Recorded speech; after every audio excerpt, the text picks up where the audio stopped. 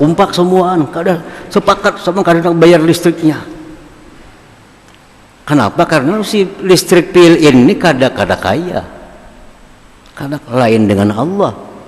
Semuaan orang kada taat kepada Allah, Allah kada terganggu, kada mengurangi kebesaran Allah Subhanahu wa Ta'ala.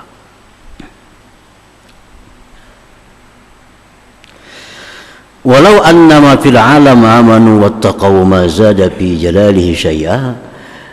Jikalau bahwa seluruh alam semesta ini taat dan takwa kepada Allah, sakampungan, senegrian orang sembahyang semuaan berzikir, kalau pang Allah tu bertambah kebesarannya kada juga, karena dia sudah maha kaya, dia sudah maha besar. Jadi ketaatan kita ini semata-mata kembali kepada kita, bukan kepada Allah Subhanahu wa Ta'ala. Kita sembahyang siapa nak untung kita, kita berzikir siapa nak untung kita. Kalau Allah, siapa ada ibadah kita kada ada harganya, ada artinya ibadah kita kepada Allah. Nah, jikalau seluruh alam ini semuaan takwa, beriman kepada Allah, mazada fi jalalihi syai'a, sedikit pun kada menambah kebesaran Allah Subhanahu wa Ta'ala. Nah, ini yang bujur-bujur maha besar itu kada ada tergantung dengan siapa jua pun. Nah, para muhibbin rahimakumullah. Jadi al-imanu bismillah al-jalil yurisul khasyah. Beriman dengan nama Allah Al-Jalil itu membuahkan takut kita kepada Allah Subhanahu wa Ta'ala. Kalau yang kita ingat, Allah itu hanya punya sifat kebesaran. Hidup dalam dunia ini kita kada ada lapang, kada ada nyaman. Kalau Allah hanya punya sifat kebesaran, kita ingat Allah itu maha menyiksa. Kita ingat bahwa Allah itu maha ini, hidup kita susah. Makanya di sisi lain Allah ada punya sifat keindahan, keelukan al-jamil, supaya hati kita nyaman,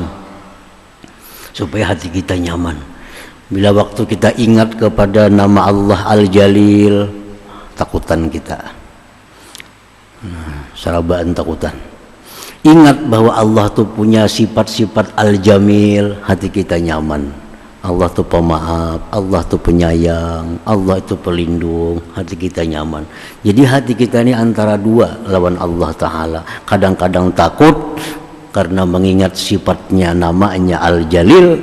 Nah, kadang-kadang kita kepada Allah ini cinta, mengharap kepada Allah karena Allah punya sifat-sifat keelokan, keindahan. Nah, para muhibbin rahimakumullah. Qala ta'ala, firman Allah Ta'ala, fa innahu ahaqqu an takhshawhu in kuntum mu'minin. Fa innahu ahaqqu an takhshawhu in kuntum mu'minin. Allah itu berhak engkau takuti daripada yang lainnya jikalau kalian beriman. Jikalau kalian beriman, ujar Tuhan, Allah itu yang paling berhak ditakuti, bukan selain Allah. Kadang-kadang kita banyak nang ditakuti, kadang-kadang kita kebanyakan nang ditakuti, bahkan kadang-kadang melebihi takut kepada Allah Subhanahu wa Ta'ala. Padahal Allah mengatakan, berfirman, Allah itulah yang paling berhak untuk ditakuti. Bila Allah menyuruh, kada perlu takutan kepada siapapun dalam menjalankan suruh Allah. Bila Allah melarang, takut kepada Allah. Siapapun yang lain menyuruh, siapapun yang lain mendorong, kalau jar Tuhan jangan, itu Allah yang penting ditakuti. Karena memang Allah yang sebenarnya yang berhak untuk ditakuti itu. Nah, para muhibbin rahimakumullah. Jadi kita percaya kepada Al-Jalil, bahwa Allah memiliki segala sifat kebesaran-kebesaran tadi, menimbulkan hati kita takut kepada Allah Subhanahu wa Ta'ala. Nah, takut ini akhlak orang beriman. akhlak orang yang beriman kepada nama Allah Al-Jalil, dia takut kepada Allah.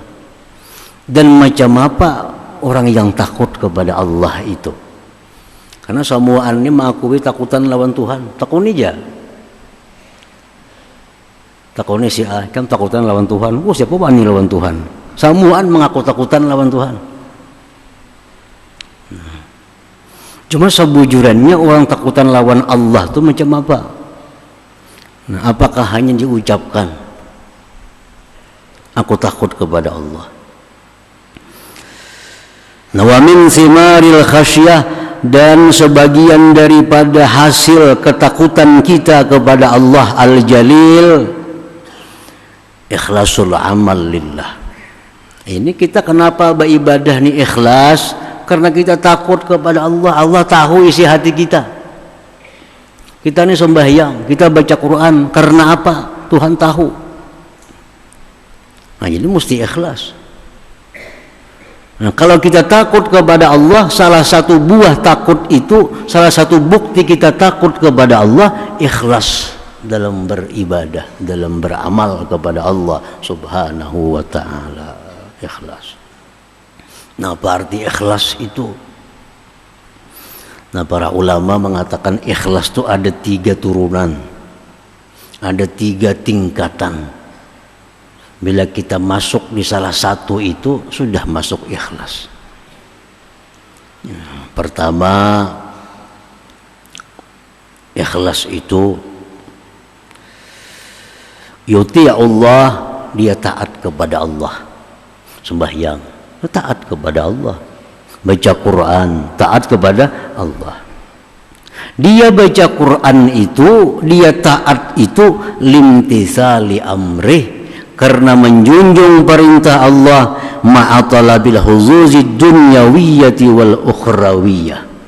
Dia taat kepada Allah karena menjunjung perintah Allah dan menghendaki kesenangan dunia dan akhirat. Nah, ini ikhlas yang pertama. Aku sembahyang nih, kenapa? Maka sembahyang Allah nyuruh sembahyang. Kumu aqimis shalah, dirikan sembahyang. Disuruh Allah aku sembahyang. Nah, dengan sembahyang ini aku berharap masuk surga, rezeki lancar, hidup bahagia. Itu ikhlas. Kenapa baca Quran? Baca Quran disuruh Allah dan Rasul. Jadi ku baca Quran, dan harapanku dengan baca Quran ini semoga dikubur selamat, di akhirat selamat, rezeki lancar, anak buah bagus semuaan. Nah, itu ikhlas sudah. Ikhlas.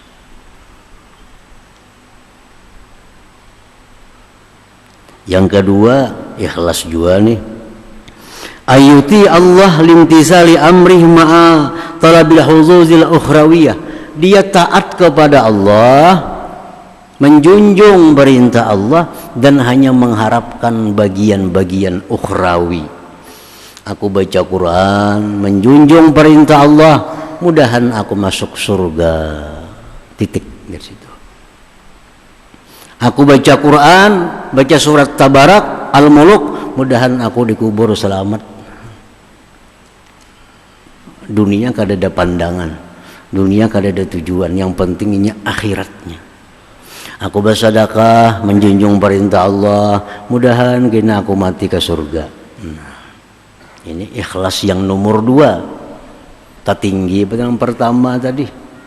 Yang pertama tadinya bersedekah, menjunjung perintah Tuhan, masuk surga, digantikan berlipat-lipat dalam dunia, kayaknya 1 juta jadi 10 juta. Nah, itu ikhlas juga, tapi yang pertama. Yang kedua, nya kada dia memandang dunia, nya bersedekah semata-mata menjunjung perintah Allah dan mudahan mati husnul khatimah. Nah, contohnya itu ikhlas yang tertinggi pada tadi. Taganal pahalanya artinya. Nah, yang ketiga, ikhlas lintisali amrillah ma'atalabi ridha. Dia menjunjung perintah Allah, mengharapkan ridha Allah Subhanahu wa ta'ala. Ini kada tahu surga, kada tahu neraka, kada tahu dunia. Aku sembahyang menjunjung perintah Allah, mudahan diridai Allah. Nah, ini harap lagi nih. Ini yang paling tinggi sudah ikhlasnya di sini antara tiga nih. Jadi antara tiga ini ikhlas yang paling tinggi ini. Nah, pegang bersedekah Allah nyuruh supaya apa? Supaya diridainya. Nah, habis. Nah, ikhlas itu bisa kita dapat kalau kita takut kepada Allah Subhanahu wa taala. Nah, kenapa takut kepada Allah? Karena Allah punya sifat-sifat kebesaran yang bisa berbuat apapun kepada kita dan mengetahui apa geritik yang ada dalam hati kita ini. Nah, para muhibbin rahimakumullah. Dan lagi buah daripada takut kepada Allah, wasiyanatun nafsi anil ma'siyah, menjaga diri dari maksiat. Orang takut kepada Allah kada bakal maksiat. Kenapa orang wani maksiat? Kenapa orang berani maksiat? Karena dia kada takut lawan Allah. Kalau takut kepada Allah kada bakal wani maksiat. Kenapa wani melakukan dosa? Kenapa berani berzina? Kenapa berani riba? Kenapa berani menipu? Kenapa berani mencuri? Karena kada takut lawan Allah, itu alasannya. Tidak alasan lain. Napa itu maksiat? Kada kawai ngaran takdir dustainya. Intinya kada takutan lawan Allah. Jakanya takutan lawan Tuhan, kada bakal maksiat. Kada bakal maksiat. Jadi takut kepada Allah ini sianah, menjaga diri daripada maksiat kepada Allah Subhanahu wa taala. Para muhibbin rahimakumullah. Rasulullah sallallahu alaihi wasallam bersabda dalam sebuah hadisnya, la yalijun nar rajulun baka min khasyatillah. Tidak masuk neraka orang yang menangis, menitiskan air mata karena takut kepada Allah. Nah, kita ini takutan kepada Allah. Kenapa takutan? Banyak benar berbuat dosa. Selama ini banyak benar kita meninggalkan suruh Allah. Selama ini kita banyak melanggar apa yang dilarang oleh Allah. Lalu astaghfirullahalazim, minta ampun kepada Allah. Banyak dosa hamba, banyak nikmat yang kau berikan tapi hamba balas dengan maksiat. Nah, sesali lalu keluar banyu mata. Nah, ini tangis khasyah, tangis takut kepada Allah. Setitis air mata itu bisa memadamkan neraka jahanam. Ini air mata yang paling mahal harganya. Kalau sampai kita menangis karena takut kepada Allah Subhanahu wa taala. Jadi tangisan ini luar biasa. Asal tangisnya karena takut kepada Allah, banyak melanggar hukum Allah, maka Allah melihat di hadapan Engkau ya Allah hamba melakukan maksiat ini, di hadapan Engkau ya Allah hamba melakukan mencuri ini, di hadapan Engkau ya Allah hamba melakukan perzinahan ini. Nah, sesali akhirnya keluar banyu mata kita. Nah, ini banyu mata yang luar biasa harganya di sisi Allah Subhanahu wa taala. Tangisan seperti ini, tangisan yang diajarkan Rasulullah sallallahu alaihi wasallam. Para muhibbin rahimakumullah. Para ulama mengatakan ada 10 macam tangisan. Kada mesti baik ke 10-nya. Tangisan ini ada 10 macam tangis. Pertama, ujar ulama, bukaul khasyah wal khauf, tangis takut kepada Allah. Nah, tangis takut kepada Allah. Ingat dosa, ingat salah, ingat baiknya Tuhan lawan seorang. Ingatnya baiknya Tuhan lawan seorang dibalas maksiat. Lah tangis kita. Nah, ini bukaul khasyah, tangisan takut kepada Allah. Ini tangis yang paling mulia, tangis yang paling mahal. Yang kedua, bukaur rahmah, ada tangisan kasih sayang, tangisan kasih. Rasulullah SAW waktu menggendong putra beliau Ibrahim, ada anak Nabi laki-laki Ibrahim dari perempuan Mariatul Qibtiyah. Ibrahim ini masih bayi, sakit dalam sakaratul maut. Ibrahim ini Nah, behinak nyelapah. Nabi kita ma'asuh, Nabi kita menangis Nabi kita. Ditanya sahabat, tangis apa itu wahai Rasulullah? Ya Nabi, ini tangisan rahmah, tangisan kasihan lawan kakanakan ini, melihat inya lapah behinak waktu sakaratul maut. Tangisan rahmah, tangisan sayang, tangisan kasih, maras. Tangisan ini tangisan berpahala juga nih. Kita melihat orang garing, kita melihat orang susah, karena kita sayang, kasihan, menangis kita. Nah, ini tangisan rahmah, tangisan yang mendatangkan pahala kepada kita. Yang ketiga, ujar ulama mengatakan ada tangisan itu bukaul mahabbah wasyauq, tangisan cinta dan rindu. Orang ada sayang lawan siapakah disayanginya, baik anak baik siapa, rindu lawas kada berjumpa lawannya, keingatan, menangis akhirnya. Nah, tergantung siapa yang dicintainya, tergantung siapa yang dirindukannya. Kalau kita rindu kepada Rasulullah sallallahu alaihi wasallam, kita baca puji-pujian kepada Nabi, kita baca sifat-sifat mulia Nabi, akhirnya kita rindu dengan Rasulullah, kita menangis, ngarannya bukaul mahabbah wasyauq, tangisan cinta dan rindu. Ini berpahala juga, tergantung yang dirindui siapa. Kalau kita rindu kepada Rasulullah, rindu kepada orang-orang salih, nah, akhirnya kita menangis karena kerinduan itu. Ini rindu, tangis yang mendatangkan pahala. Yang keempat, bukaul farah wassurur, ada tangisan gembira. Tangisan gembira, saking gembiranya tangis. Adakah ada orang menangis gembira? Yang kita lihat tuh, orang memenangkan perlombaan mati-matian, akhirnya menangisnya kesukaan. Artinya orang mendapat medali emas, lomba lari, lomba bulu tangkis, begitu menang baembung, menangis isak-isak, tangis napan itu kesakitan kan ada, kesukaan menang itu. Ini kan ada pahalanya tangisan ini. Itu tangisnya kesukaan itu. Tapi kalau inya berhasil mencapai sesuatu target, misalnya dia menghafal Quran, hari ini menghafal Quran, hafal surah, hafal.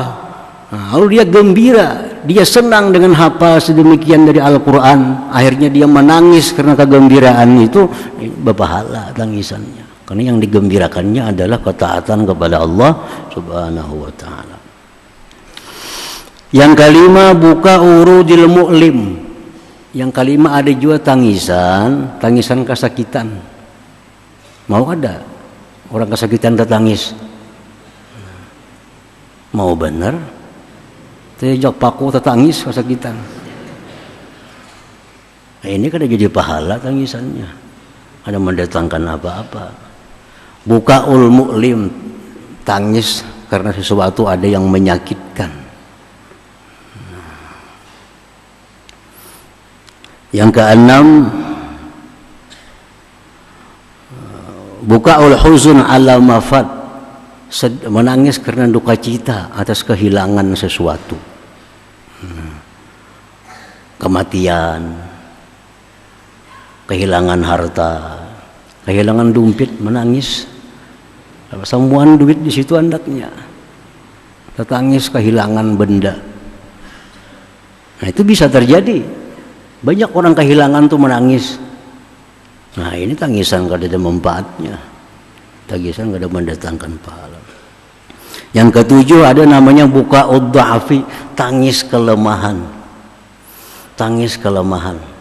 Inya berjuang sedemikian rupa akhirnya kalah, tertangis inya. Mau kada itu orang menangis kekalahan? Sudah berlatih, bekerja keras, akhirnya kalah juga, tertangis.